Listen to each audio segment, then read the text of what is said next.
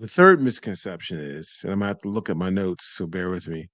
The VA will do a good job going through my medical records and finding my conditions. Now, I will say I have some friends at the VA. I have also some retired VA Raider friends, and there are some very good people. There's a lot of people bashing the VA. I speak highly of the VA.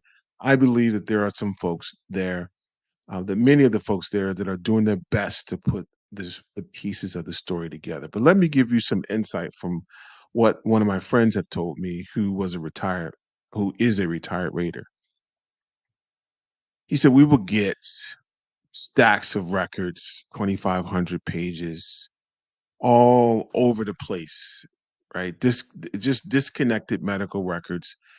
And we would have to try to put the pieces of the puzzle together. Oh, by the way, we have a quota that we're given that we have to meet by the VA in terms of completing and rating um, conditions. And so here at this particular case, these raiders have a lot of pressure. They don't have a lot of time to put all of the pieces and to dig through the medical record to see exactly what the story is. I mean, think about it. For those of you who have gone through your medical records, how long did it take you to review it? Did you just look at the problems list and say, oh, yeah?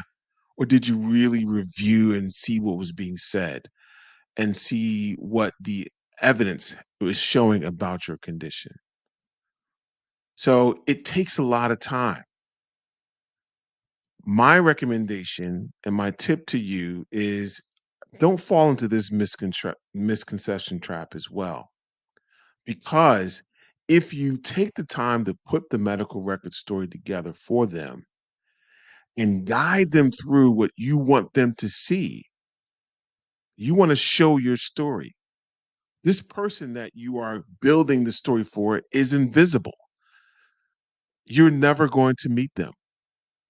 You're going to see doctors, you're going to see a CNP examiner, but the most important invisible person in the room is the rater, the evaluator, who is going to take all this information and assign a rating for you. And that rating has a compensation that's attached to it.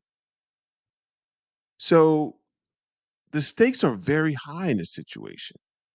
Remember, I talked about what regrets would you have if you just let the military decide? So I bring that question into this misconception. What regrets would you have if you just let the VA decide without you putting the information together for them to make sure that you put your best foot forward, that you organized it, that you reviewed it, and that you showed them and connected the dots? Yes, there are some that just will give their medical records and they say, hey, I got 100%, I'm good to go. Every case is different. But I would not just rely on just somebody you know, who just said that their records were just discombobulated and they got 100%.